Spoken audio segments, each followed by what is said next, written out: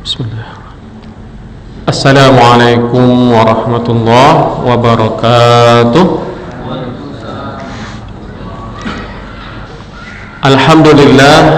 Alhamdulillahi rabbil alamin. Wassalatu wassalamu ala ashrafil anbiya'i wal mursalin wa ala alihi wa ashabihi wa man tabi'ahum bi ihsanin ila yaumiddin. Asyhadu an la ilaha illallah wahdahu la syarika lah wa asyhadu anna Muhammadan abduhu wa rasuluh. Sallallahu ala nabiyyina Muhammad wa ala alihi wa ashabihi wa man tabi'ahum bi ihsanin ila yaumiddin. Nashhadu annahu qad addal amanah wa ballagha ar-risalah wa kashafa al-ghummah wa nasaha lil ummah wa tarakana 'alal mahajjatil bayda lailuha kanahariha la yazighu anha illa halik. Masyarul muslimin wal muslimat, jemaah yang dimuliakan Allah Subhanahu wa taala. Pertama sekali mari kita selalu dan senantiasa untuk bersyukur kepada Allah Subhanahu wa taala atas segala nikmat yang telah Allah berikan kepada kita.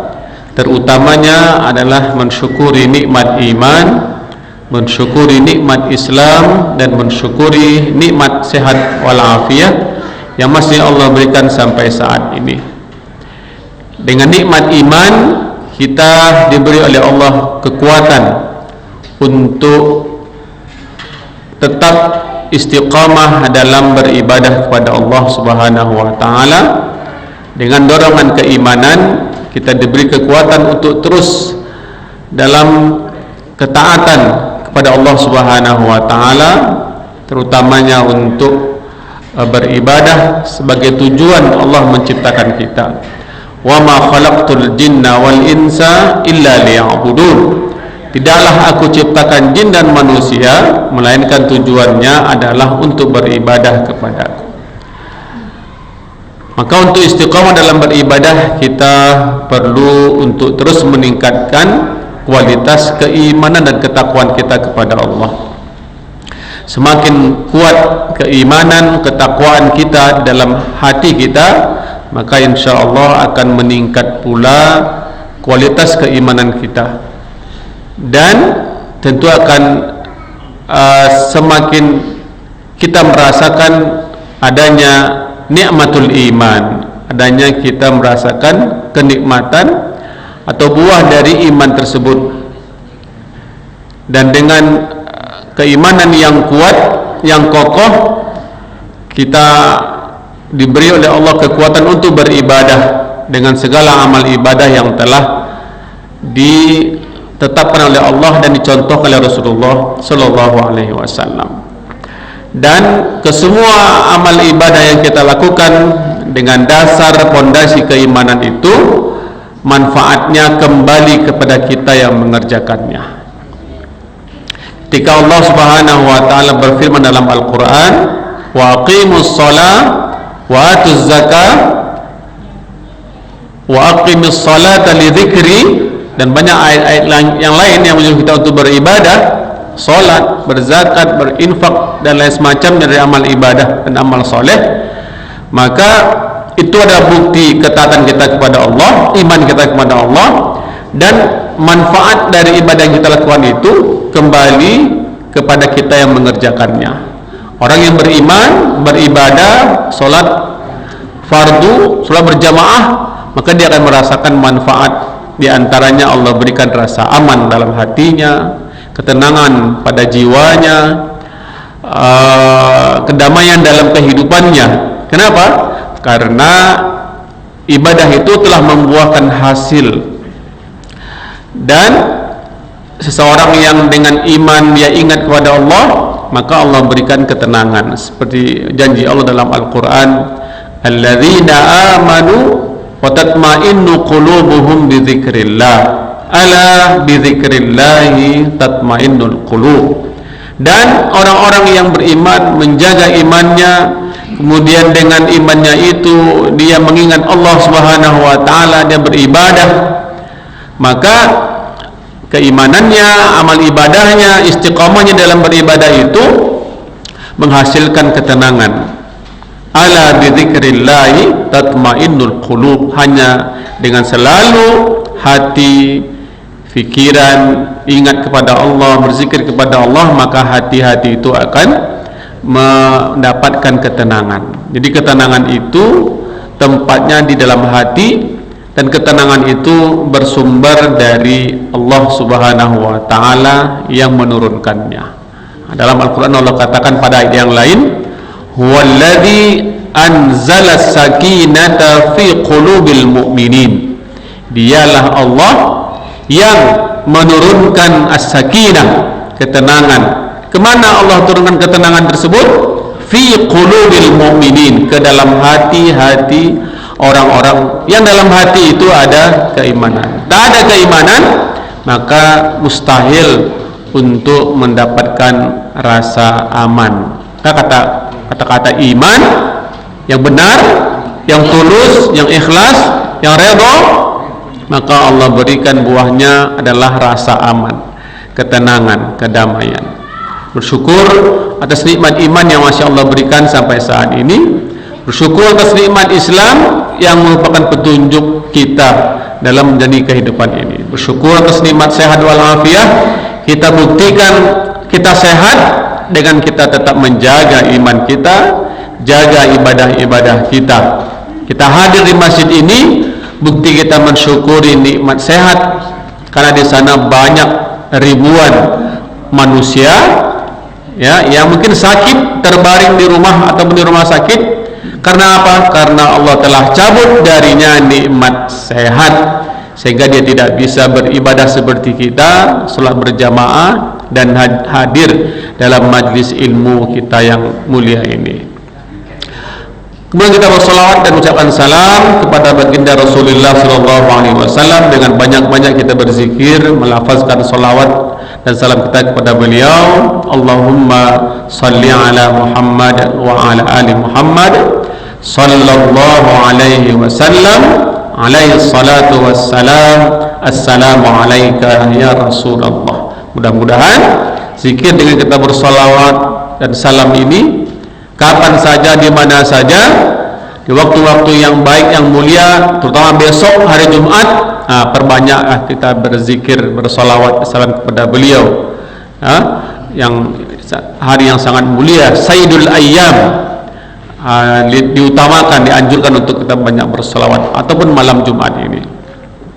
Dengan demikian kita mendapatkan kebaikan, keberkahan, rasa dekatnya hati dan jiwa kita dengan kekasih Allah Muhammad sallallahu alaihi wasallam. Dan mudah-mudahan semoga Allah berikan kita syafaah Rasulullah di hari akhirat kelak. Amin ya rabbal alamin. Masyaallah muslimin wal muslimat, jemaah yang dimuliakan Allah Subhanahu wa taala. Pada malam hari ini insyaallah kita menyempurnakan kajian kita yang sebelumnya tentang keutamaan, keistimewaan orang-orang yang menjaga imannya, menjaga ketakwaan yang sudah ada di dalam hati-hati mereka. Alhamdulillah setiap kita Allah beri hati, dan alhamdulillah di dalam hati setiap kita Allah sudah bekali dengan keimanan. Kalau tidak ada keimanan dalam hati, mustahil, tidak mungkin kita hadir di masjid ini. Kenapa? Karena sholat, ibadah-ibadah itu adalah panggilan keimanan, panggilan orang yang dalam hatinya ada iman, percaya, yakin kepada Allah Subhanahu wa taala. Nah, ketika Allah perintahkan sesuatu, itu bukti keimanan kita kepada Allah, maka Allah berikan segala pemberian, kebaikan, kemuliaan bagi mereka yang sudah ada keimanan dalam hatinya, ketakwaan dalam hatinya. Apa? Nah, di antaranya apa yang kita bahas pada malam hari ini, kita ambil pada surah Al-Anfal ayat 29. A'udzubillahi minasyaitonirrajim. Bismillahirrahmanirrahim. Ya ayyuhalladzina amanu in tattaqullaha yaj'al lakum furqana wa yukaffir ankum sayyi'atikum wa yaghfir lakum wallahu dzul fadlil azim. Ini surah Al-Anfal ayat 29. Bapak Ibu sekalian yang dimuliakan Allah Subhanahu wa taala, seperti biasa kalau kita mendengar membaca ayat-ayat Al-Qur'an yang dimulai dengan kata-kata ya ayyuhalladzina amanu, bermakna panggilan seruan Allah ini khusus hanya bagi mereka yang beriman, yang dalam hatinya ada keimanan, ketakwaan. Ya, jadi ini panggilan khusus, istimewa, tidak semua manusia. Karena nanti ada juga pada ayat yang lain Allah katakan ya ayuhan nas, wahai sekalian manusia. Berarti di situ termasuk semua umat manusia tanpa terkecuali, beriman, kufur, kafir, munafik, fasik, semuanya. Tetapi ketika Allah memulai dengan ya ayyuhalladzina amanu, berarti ini panggilan khusus, panggilan istimewa, karena di dalam hati mereka ada iman, ada ketakwaan, ada percaya kepada wujud Allah Subhanahu wa taala sebagai Tuhannya, sebagai Rabbnya yang menciptakan mereka, yang akan mengatur kehidupannya, yang kita berasal darinya dan kita akan kembali kepadanya. Nah, jadi ini panggilan khusus, dan yang perlu disimak apa yang akan Allah sampaikan dengan memanggil mereka yang khusus ini, mereka yang dalam hati mereka itu ada keimanan, ada ketakwaan, yang Allah sebut dalam ayat yang lain, yang membedakan, yang mengistimewakan manusia dengan manusia yang lainnya itu adalah keimanan, ketakwaan yang ada dalam hati mereka itu. Jadi manusia itu menjadi istimewa, mulia, terpuji di sisi Allah Subhanahu wa taala tergantung apakah dalam hati mereka itu ada iman atau takwa atau tidak. Makanya dalam surah Al-Hujurat Allah katakan inna akramakum indallahi atqakum. Kata Allah, sesungguhnya orang yang paling mulia di sisi Allah Subhanahu wa taala di antara kamu sekalian, kata Allah, adalah atqakum, orang yang paling bertakwa, orang yang paling beriman, paling menjaga keimanan dan ketakwaan yang ada dalam hatinya. Itu yang paling mulia. Bukan orang yang tampan wajahnya, kaya di dunia, materinya, tinggi jabatannya, tidak. Tetapi orang yang dalam hatinya ada iman, ada ketakwaan pada Allah Subhanahu wa taala. Inna akramakum indallahi atqakum. Nah, itu. Jadi ini apa namanya? Menghilangkan perbedaan di antara manusia.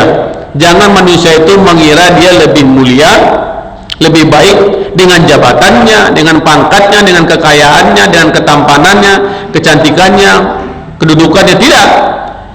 Yang paling mulia di sisi Allah, dan kita hanya mengharapkan pilihan ataupun penilaian Allah, adalah orang yang paling menjaga iman dan ketakwaannya kepada Allah Subhanahu wa taala. Maka kata Allah, ada keistimewaan, ada kekhususan, ada kebaikan ketika orang-orang ini menjaga imannya. Yang dalam hati tadi itu, dia jaga jangan sampai imannya itu dirusak, atau dikotori, atau dicemari, atau dicampur aduk dengan sesuatu yang mungkin bisa merusak iman dalam dada itu, dengan syirik, dengan kezaliman, dengan kemaksiatan. Ya, dia berusaha untuk menjaga, memelihara iman yang dalam hatinya itu. Maka apa kata Allah?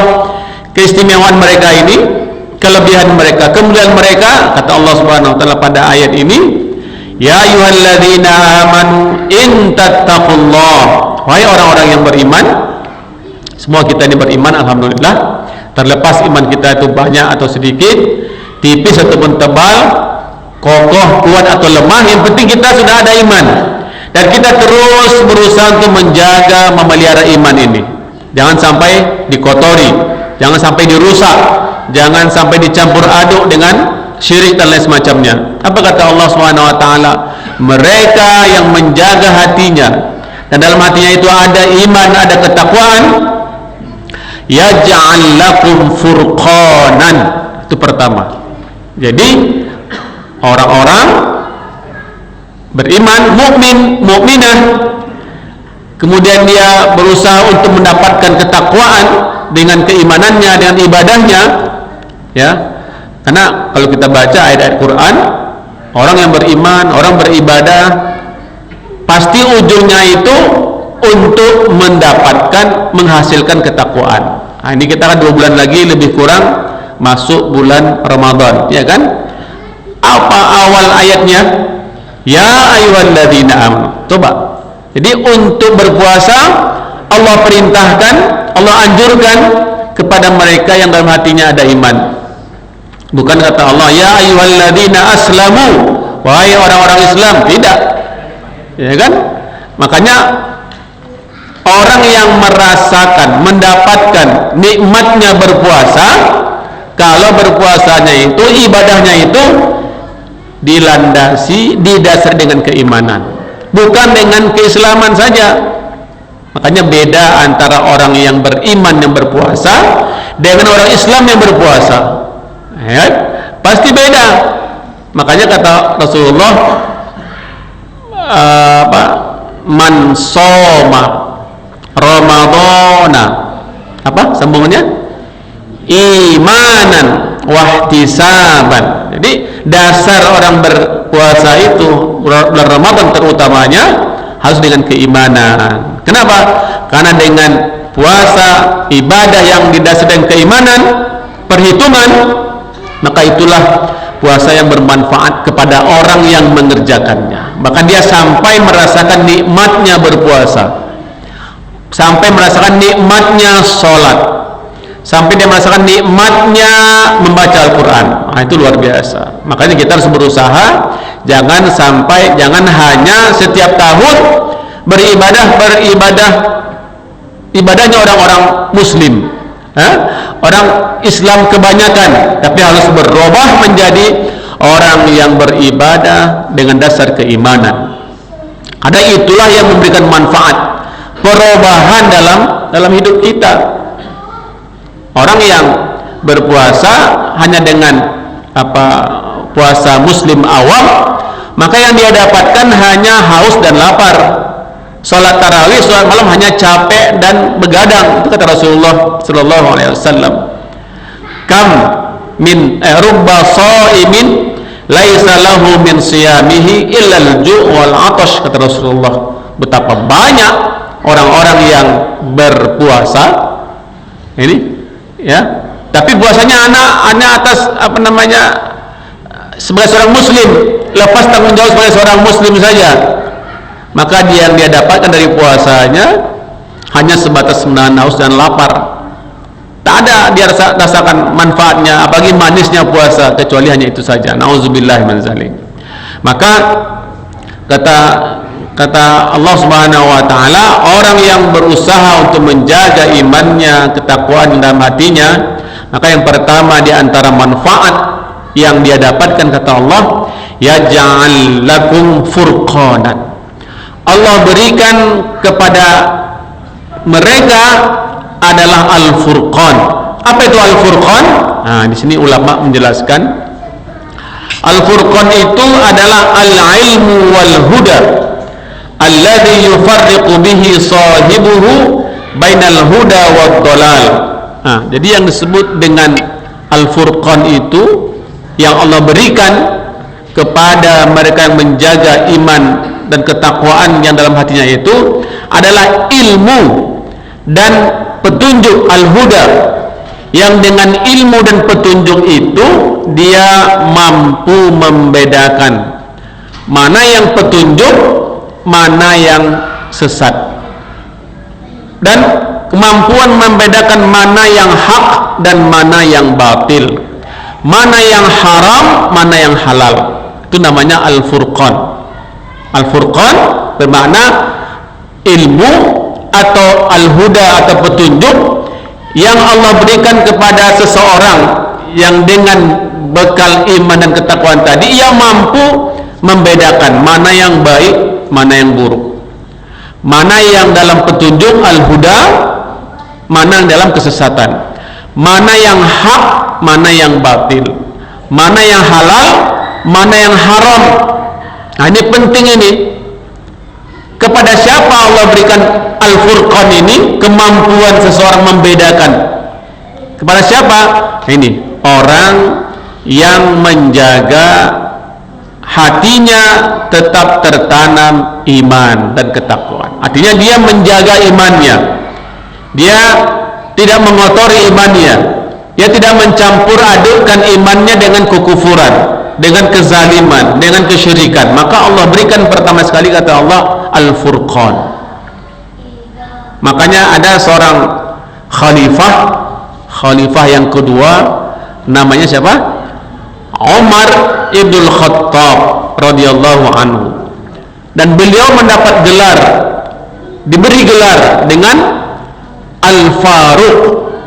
Al-Faruqnya orang yang diberi kemampuan untuk membedakan mana yang hak, mana yang batil, mana yang kufur, mana yang iman, mana yang petunjuk, mana yang sesat. Itu kemampuan yang atau gelar yang hanya diberikan kepada Khalifah Umar bin Khattab. Karena dengan keimanannya, dengan ketakwaannya, dengan keberaniannya, itu maka dia mampu untuk membedakan mana yang baik, mana yang buruk, mana yang halal, mana yang haram. Sekarang ini banyak di antara manusia, di antara kita tak mampu untuk membedakan mana yang baik, mana yang buruk. Semua baik menurut dia. Tak mampu membedakan mana yang halal, mana yang haram. Semua halal. Ini berbahaya. Apalagi hidup di zaman modern sekarang ini, ujiannya luar biasa, ya kan? Ujian, cobaannya luar biasa. Sekarang ini kalau kita tidak diberi oleh Allah Al-Furqan, kemampuan membeda, ini kita menghalalkan segala cara, menghalalkan yang haram, ya, menganggap semuanya itu benar. Makanya tadi Ustadz Imam membaca ayat awal surah Al-Kahfi kan, Alhamdulillahilladzi anzala ala abdihil kitaba wa lam yaj'al lahu 'iwaja. Al-Kitab, Al-Quran. Al-Quran itulah petunjuk, hudan linnas, ya kan? Maka Al-Quran itu kalau kita baca, kita fahami, kita dalami, menjadi petunjuk, menjadi ilmu. Itu disebut dengan Al-Furqan. Maka nama lain daripada Al-Quran itu adalah Al-Furqan. Kenapa?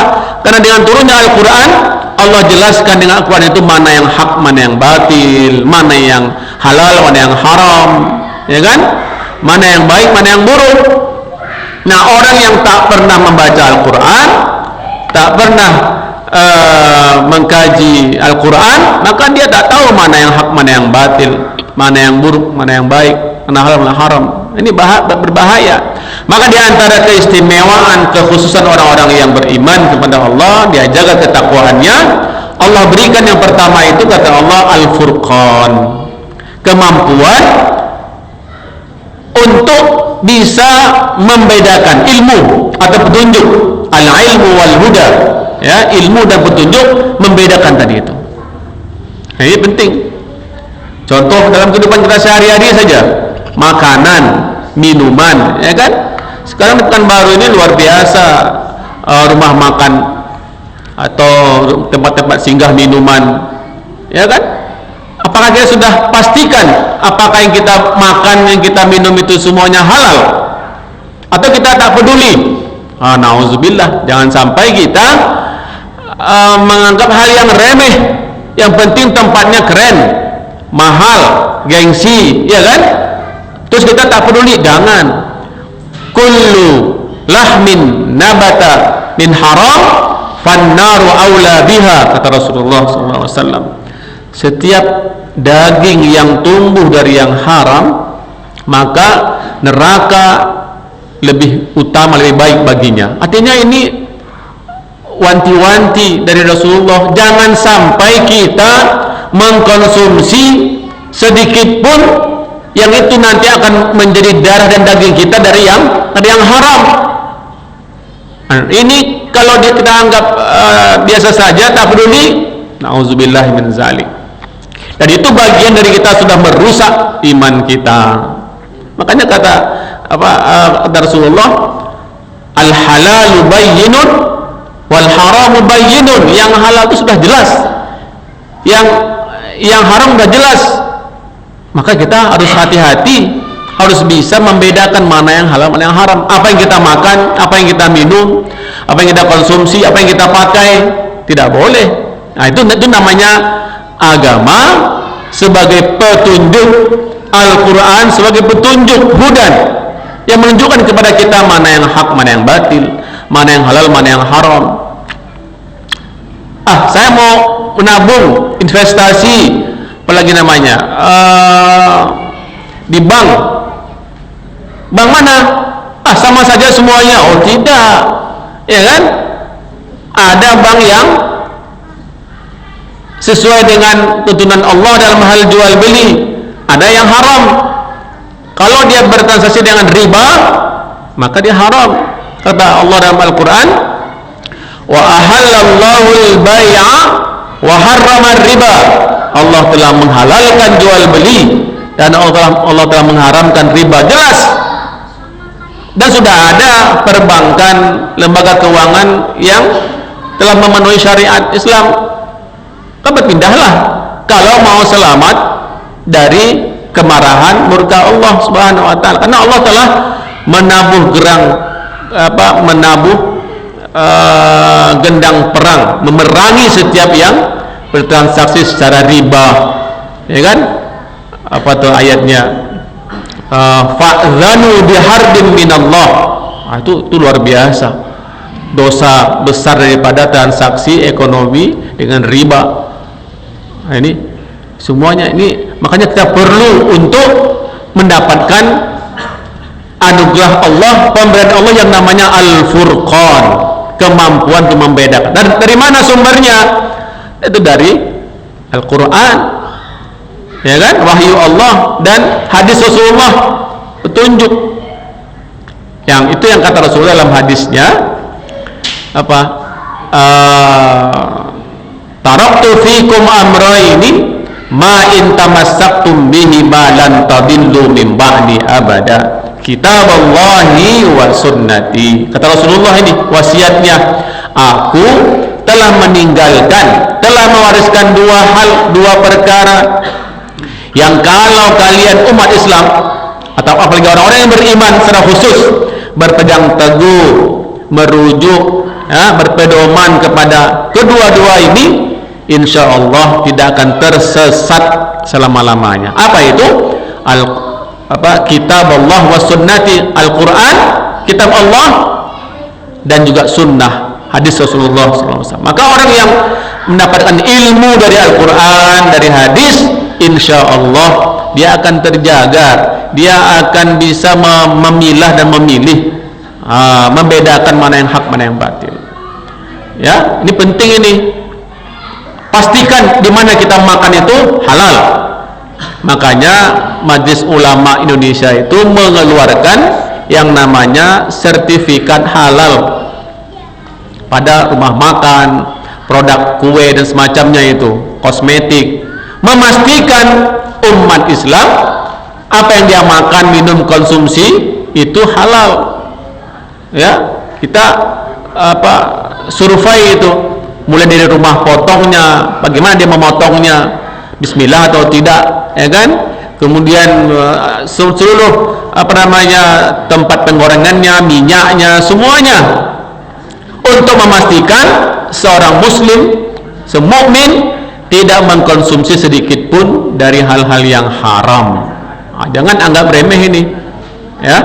Ini penting. Itu namanya Al-Furqan.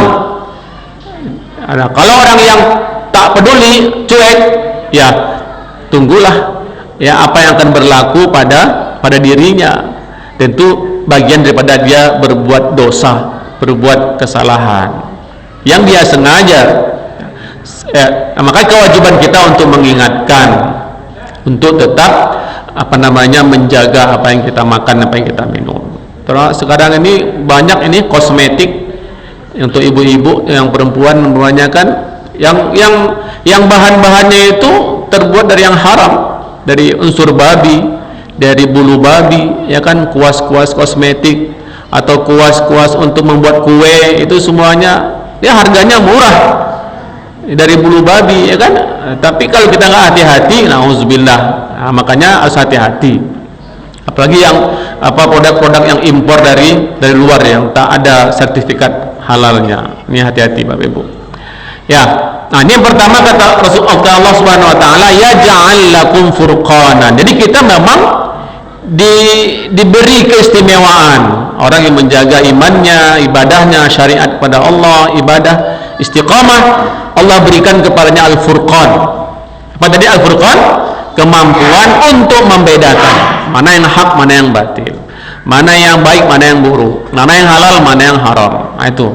Ini tentu ini tidak sembarangan untuk mendapatkan itu. Pertamanya adalah menjaga iman, menjaga takwa, istiqamah dalam beribadah, jalankan syariatnya.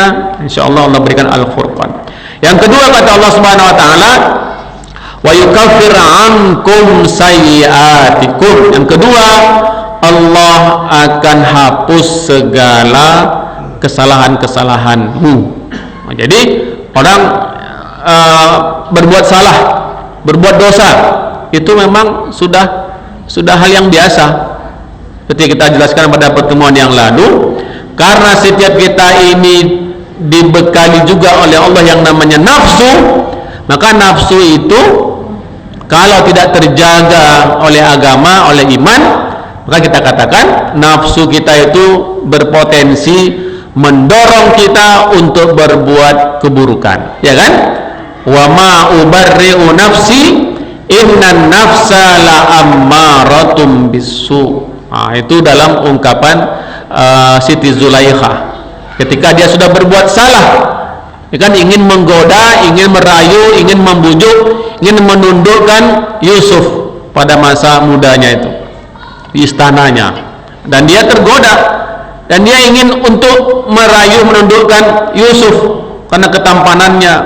Dia ingin coba juga bagaimana keimanan Yusuf, kan, dan dia berusaha, dan Allah menyelamatkan hambanya yang beriman, Yusuf alaihissalam. Nah, pada akhirnya Zulaikha pun mengakui, wa ma ubarri'u nafsi, aku tidak bertanggung jawab berlepas dari yang namanya nafsuku, karena sesungguhnya nafsu kita ini, setiap kita diberi nafsu, kalau tidak dipelihara, dijaga, diawasi oleh iman, oleh agama, maka nafsu kita itu mendorong kita untuk berbuat keburukan, berbuat kesalahan. Maka kita harus jaga iman. Dengan menjaga iman, insya Allah akan terjaga juga nafsu ini, ya kan? Karena apa? Potensi untuk berbuat kesalahan. Adam alaihissalam, karena ada nafsu, maka dia terdorong juga dengan rayuan, bisikan setan, iblis, memakan buah yang dilarang oleh Allah, ya kan? Berbuat salah. Tetapi setelah itu kesalahannya, karena dia meminta ampun kepada Allah, maka Allah berikan ampunan. Fataba alaihi, maka Allah menerima taubatnya. Manusia berbuat salah, kita berbuat salah, maka kata Rasulullah SAW, kullu bani adama khatta'un. Ingat itu. Jadi memang kita ini yang namanya bani Adam, anak cucu Adam, kita diberi nafsu, ya kan? Maka kata Rasulullah, setiap anak cucu Adam itu berpotensi berbuat salah, berbuat dosa. Tidak ada kita ini yang tidak bersalah, ya kan? Tidak ada kita ini yang tidak berbuat dosa, tak ada.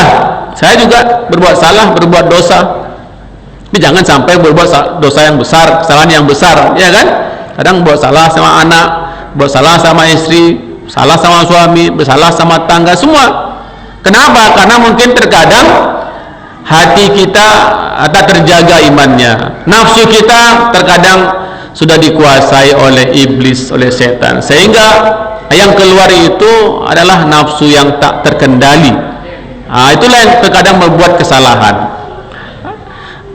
Nah, yang terpenting adalah jangan sampai terus-menerus berbuat salah, berbuat dosa. Karena dosa yang kecil terus-menerus yang akan berpotensi berbuat dosa yang besar, salah yang besar.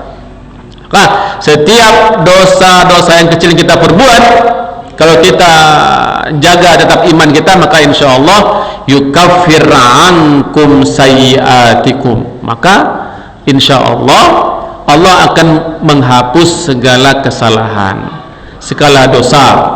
Jangan takut, sebagaimana Allah menghapus kesalahan dosa Adam alaihissalam dan Hawa, dan juga menghapus dosa Siti Zulaikha bertaubat kepada Allah Subhanahu wa taala. Tetapi tetap ada, dia jaga imannya, jaga ketakwaannya, ya. Dan jangan sampai dan artinya orang yang menjaga imannya, orang menjaga hatinya, kemudian menjaga nafsunya, kemudian sudah Allah beri ilmu, petunjuk dengan Al-Furqan, nah itulah yang akan menjaga dia untuk tidak berbuat salah berikutnya. Dia ada kesempatan untuk bertaubat, beristighfar. Dia cukup sampai di sini berbuat salah, buat dosa, tidak lagi melanjutkan pada dosa yang berikutnya. Itu namanya Allah berikan penjagaan tadi, perlindungan, ya. Kemudian kata Allah Subhanahu wa taala, wa yaghfir lakum, dan Allah memberikan ampunan kepadamu. Ya, Allah Maha Pengasih, Maha Pengampun. Fastaghfiru innahu huwal ghafurur rahim, maka meminta ampunlah kepada Allah. Dan terlebih ketika orang menjaga imannya, takwanya, kemudian Allah berikan keistimewaan dengan memberikan Al-Furqan, kemampuan membedakan hak dan batil, baik dan buruk, maka Allah akan hapuskan segala kesalahannya. Allah berikan ampunan kepada dosa-dosa yang telah dia lakukan, perbuat. Dan kata Allah penutup ayatnya, wallahu dzul fadlil azim, dan pada sisi Allah terdapat anugerah, pahala, pemberian yang besar. Artinya ini 4 keistimewaan yang Allah berikan kepada mereka yang menjaga hatinya, yang dalam hatinya itu ada keimanan, ada ketakwaan. Yang pertama adalah Allah berikan ia Al-Furqan. Yang kedua, Allah berikan kepadanya penghapusan segala kesalahannya. Kemudian yang ketiga yaitu memberikan ampunan terhadap dosa-dosa yang telah dia lakukan. Dan yang keempat, Allah berikan anugerah, pemberian ataupun pahala yang besar dari sisi Allah Subhanahu wa taala. Menurut para mufassir, di antaranya adalah Allah berikan apa yang telah Allah janjikan kepada mereka, yaitu surganya, atau balasan dari keridhaan mereka selama di dunia kepada Allah, maka Allah ridho pun kepada mereka di hari akhirat. Dan di antara bentuk keridhaan Allah kepada mereka itu adalah ketika Allah ridho memberikan, menganugerahkan, menempatkan mereka di dalam surganya, surga Allah Subhanahu wa taala.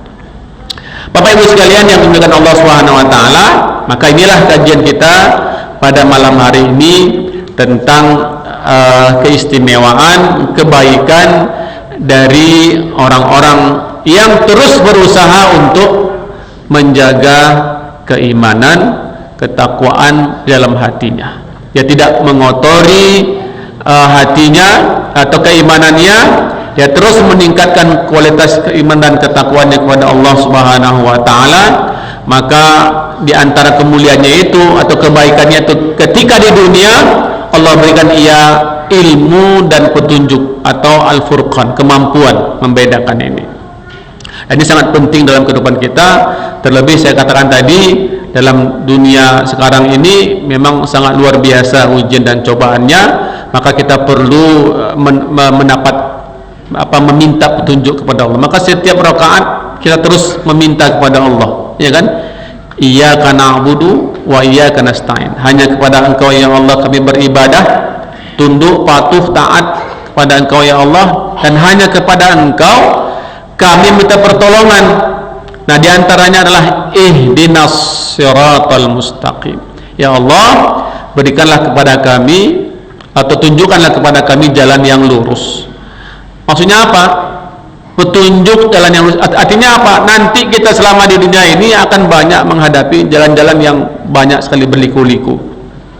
Maka ketika kita menjaga iman dalam hati, menjaga ketakwaan kita kepada Allah, istiqamah dalam beribadah, maka dalam hidup ini meskipun banyak ujian, cobaan, maka Allah berikan petunjuk jalan yang lurus, ya. Maka itu modal, itu bekal kita sehingga kita tidak tersesat dalam perjalanan, tenang dalam menjalani kehidupan.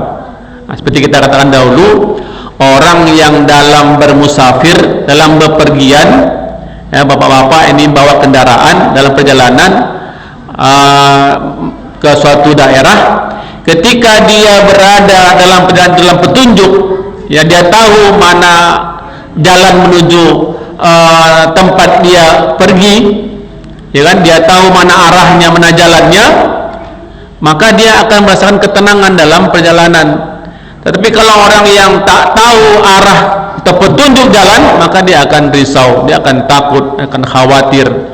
Maka seseorang dalam hidup ini dalam petunjuk Allah Subhanahu wa taala, tentu selama di dunia pun dia merasakan ketenangan dalam perjalanan. Nah, apalagi kalau sudah banyak menyiapkan perbekalan, ya kan? Dia tahu dalam hidup ini jauh perjalanannya, maka dia pun akan memperbanyak bekal ketika dia mengadakan perjalanan musafir di dunia. Nah, kalau kita beriman dan tahu kalau perjalanan sesudah kematian itu lebih panjang lagi, lebih lama lagi, maka tentu dia akan memperbanyak bekal, ya kan? Apa bekalnya? Itulah bekal keimanan, bekal ketakwaan, bekal ibadah, amal soleh yang akan menjadi bekalan kita setelah kematian, ya kan? Kalau orang hidup di dunia bermusafir, dia tahu jauhnya perjalanan musafir, dia akan menyiapkan segala bekalnya. Kalau bisa pulang dia kembali masih ada bekalnya, maka tentu orang akan lebih arif, lebih bijaksana ketika dia tahu nanti ada perjalanan yang lebih panjang pada alam akhirat, mulai dari alam barzakh, alam kubur, alam mahsyar, dan lain sebagainya, itu yang lama, yang panjang, dan dia cukupkan bekalnya, maka itulah orang-orang yang beruntung. Bekalan selama di akhirat itu kapan kita siapkan? Itulah selama di dunia. Kita jaga, pelihara iman kita, ketakwaan kita, kita perbanyak amal ibadah, amal soleh, itulah yang akan membawa, yang akan kita bawa, ya kan, kepada alam akhirat. Maka kata Rasulullah SAW, "Idza mata ibnu Adama inqata'a amaluhu illa min thalath." Ya, kalau seorang anak Adam itu, setiap manusia itu mati, wafat, meninggal dunia, terputuslah, ya, inqata'a amalu, seluruh amalnya terputus kecuali 3, ya. Apa tuh? Yang pertama, sedekahun jariyah, sedekah ibadah, sedekah jariyah, sedekah yang kita infakkan, yang kita berikan, yang mengalir pahalanya, bekal bagi kita untuk ke depan akhirat. Sedekahun jariyah, au ilmin yuntafa'u bih, atau ilmu yang dengan ilmu itu bermanfaat bagi orang lain, ya. Ilmu apa saja yang ilmu itu memberikan manfaat. Kata Rasulullah SAW, di antaranya, khairukum man ta'allamal qur'ana wa 'allamah. Kata Rasulullah, sebaik-baik kamu adalah orang yang belajar Al-Quran, setelah dia bisa baca Al-Quran, dia ajarkan pada yang lain. Walaupun sama-sama baru belajar, tapi dia ada niat untuk mengajarkan ilmunya kepada yang lain. sehingga orang lain itu mengenal kitab Allah, itu juga bermanfaat, ya kan? Dan yang terakhir kata Rasulullah, au waladin salihin yad'ulah, kita bisa mewariskan anak cucu, yang anak cucu kita itu terus mendoakan kita walaupun kita sudah mati. Ini dia Bapak Ibu sekalian, kajian kita pada malam hari ini. Mudah-mudahan Allah beri kita kekuatan iman, kebenaran, ketakwaan, ya, kekuatan iman dan ketakwaan kita kepada Allah Subhanahu wa taala, sehingga dengan demikian Allah berikan kita anugerah yang namanya Al-Furqan sebagai bekal kita selama di dunia, dan juga cara Allah untuk menghapus segala kesalahan dan dosa kita dan mendapatkan ampunan maghfirah Allah Subhanahu wa taala. Dan yang terakhir, kita mengharapkan ridha Allah ketika Allah ridha memberikan surganya, keridhaannya kepada kita di hari akhirat kelak. Mudah-mudahan ada manfaatnya untuk saling mengingatkan di antara kita. Wa tawassaw bil haqq wa tawassaw bis sabr. Mudah-mudahan ada manfaatnya. Kurang lebih saya mohon maaf. Kita tutup dengan doa kafaratul majlis, doa penutup majlis ilmu. Mudah-mudahan majlis ilmu kita ini mendapatkan keberkahan, kemuliaan dari Allah Subhanahu wa taala. Subhanakallahumma wa bihamdika asyhadu an la ilaha illa anta astaghfiruka wa atubu ilaik. Allahumma anfa'na bima 'allamtana wa 'allimna ma yanfa'una warzuqna 'uluman tanfa'una fid dini wad dunya wal akhirah. Allahumma ja'al jam'ana hadza jam'an marhuma wa tafarruqana min ba'dihi tafarruqan ma'suma. Rabbana atina fid dunya hasanah wa fil akhirati hasanah wa qina adzaban nar. Subhana rabbika rabbil izzati amma yasifun wa salamun alal mursalin walhamdulillahi rabbil alamin. Assalamualaikum warahmatullahi wabarakatuh.